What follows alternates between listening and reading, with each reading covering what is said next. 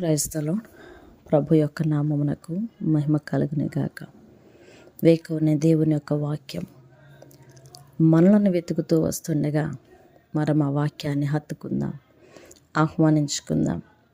తలుపు నొద్ద నుండి తట్టుచున్న ప్రభువు ఎవడైనాను తీసినేడలా వానిలోనికి నేను అంటున్నాడు. ఈ రోజున వాక్యం మన గృహంలోనికి వస్తూ ఉండగా ఆహ్వానించుకుందాం. కీర్తనల గ్రంథము 15వ అధ్యాయము.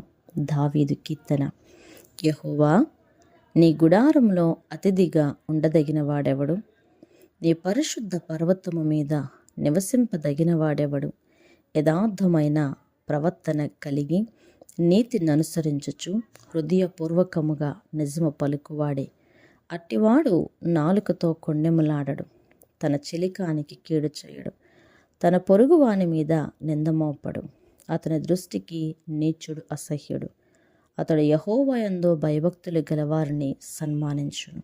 అతడు ప్రమాణము చేయగా నష్టము కలిగినను మాట తప్పడు. తన ద్రవ్యము వడ్డీకియ్యడు.